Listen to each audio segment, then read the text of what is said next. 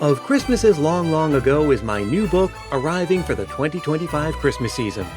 Find out what Christmas was like centuries ago. Sneak preview, it was weird and spooky and rowdy, kind of gross sometimes. Find it wherever books are sold in hardcover from Lions Press and audiobook from Recorded Books. It's Christmas as you've never seen it before, and it makes a great gift.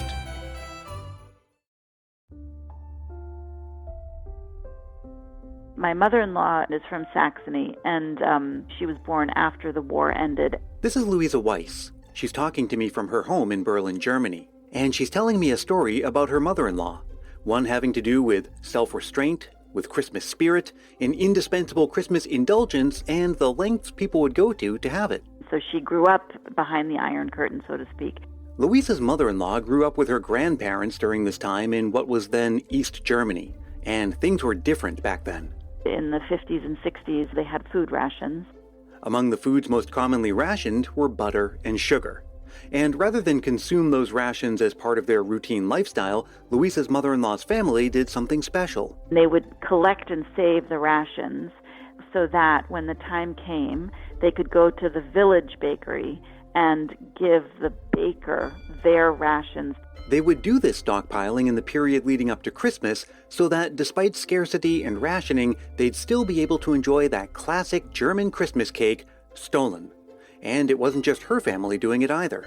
Each family did this. And I thought that was just a really wonderful, touching detail about life in that time and the role, the important role that Stollen played and plays for people from that region. So what's the big deal about Stollen? Well, the simple answer is that it just tastes really, really good. But there's more to it than that. It's a uniquely German creation as rich in its history as it is in its flavor. One that's intimately tied to German baking culture and German Christmas. I'm Brian Earl. This is Christmas Past. Luisa Weiss is a food writer. She's the author of My Berlin Kitchen, a food memoir about growing up between Berlin and Boston. She's also the blogger behind The Wednesday Chef, a columnist for Harper's Bazaar Germany, and her latest book, Classic German Baking, includes many classic Christmas recipes like Stollen. And before we go any further, let's address the elephant in the room. So far, you've heard me pronounce it a couple times as Stollen, and that's because I'm not going to embarrass myself with a failed attempt at affecting a German accent. For an authentic German pronunciation, I'll leave it to Luisa. Stollen, Stollen, Stollen. They're certainly not as common in America as other Christmas cakes like, say, panettone or fruitcake, so let's start with a basic description of Stollen. So Stollen is a Christmas sweet bread, really, because it's leavened with yeast. It's categorized often as a cake, but it really is something between a cake and a bread. This sweet bread-cake hybrid is typically very dense and rich. That's due to the eggs and lots of the butter that Luisa's mother-in-law's family would save up for their Stollen. But it wasn't always that way. Stollen likely goes back to the 14th century, though early versions had no special connection to Christmas, and they were made mostly from flour, oats, and water. But in the 15th century, we see the first time that Stollen was produced at Christmas time, or more specifically, for the Advent season. Now, the thing about the Advent season in the 15th century in Germany is that during that time, bakers were not allowed to use butter. Not without facing a hefty fine anyway, because Advent was a time of fasting and restraint.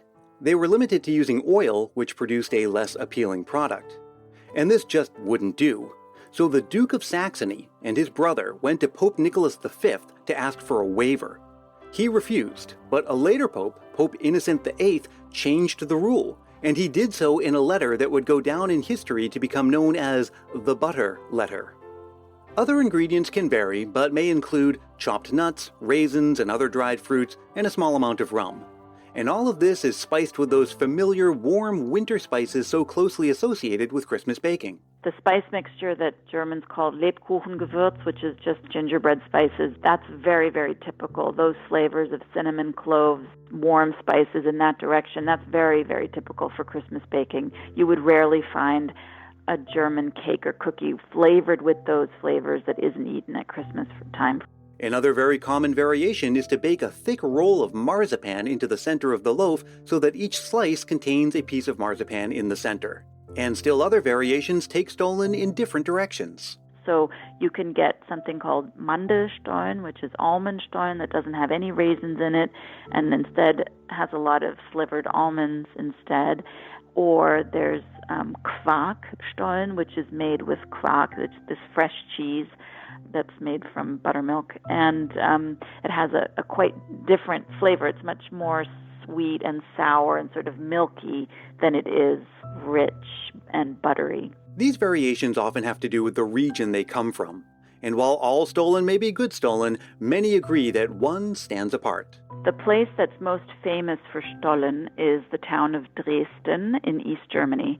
And Dresdner Stollen, I think it's also called Dresdner Christstollen, is considered the sort of pinnacle of German Stollen. As a matter of fact, Dresden Stollen today is made only by a select group of bakeries under the supervision of the Stollen Association, which is totally a thing. And it appoints an independent council to oversee production and grant their official seal of approval.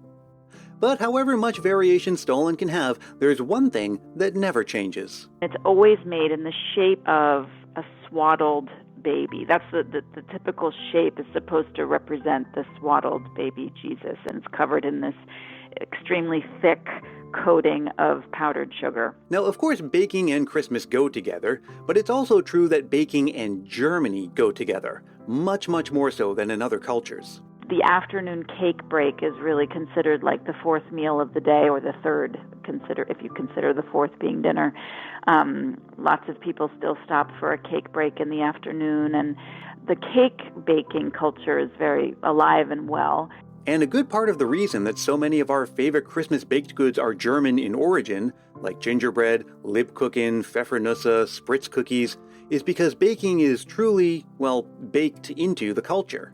And of course, that would come through at Christmas time as well. Christmas baking is a huge endeavor that everybody participates in and has opinions about, and there's a lot of tradition around baking for the Sundays before Christmas, the Advent Sundays. Throughout the Christmas season, most families in Germany make what's called a bunter Teller, or colorful plate. It's a plate filled with all kinds of festive goodies like chocolates, candied nuts, and of course a variety of classic German Christmas baked goods, including Stollen.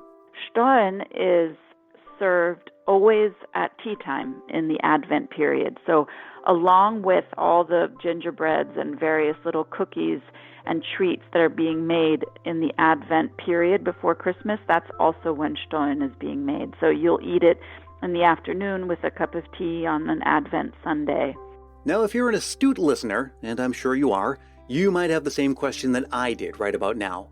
If baking is integral to German culture, and Christmas baking especially is a big to-do in every household during the Advent season, then why would Luisa's mother-in-law have taken those rations to the village baker? Surely every German must have their own family recipe for Stollen, right? It is surprisingly difficult to make a good homemade Stollen. I tried for my book. I tried countless recipes, and I actually gave up because I was never really that satisfied with what I could make at home.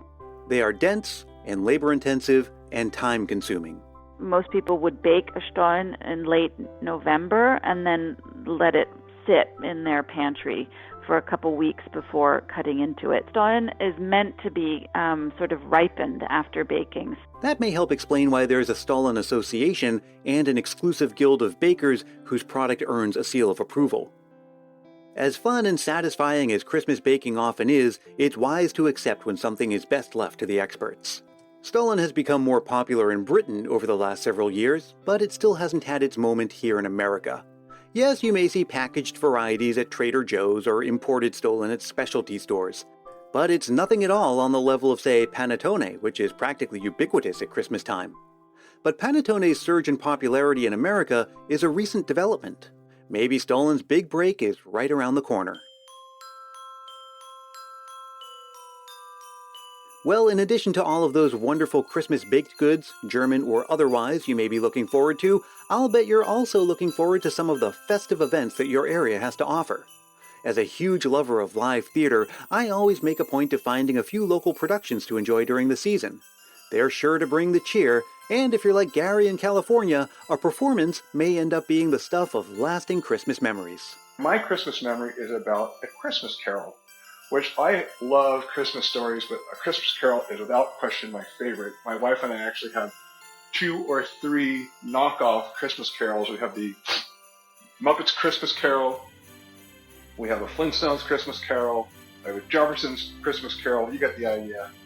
Anyway, back when I was in grade school, I remember coming home one day from school, and I lived in San Francisco, and I saw a billboard saying that a Christmas Carol was playing and showed the times. And I did the math, and I realized if I took the bus, that I could get there just in time. So I got to the Current Theater in San Francisco, California, and because I was a student, I got a half-price ticket. I paid for a $10 ticket, which was supposed to be upper balcony.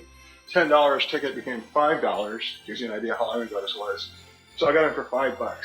Anyway, when I got in, it was not very busy, so the usher actually let me into the middle balcony, which is a little closer.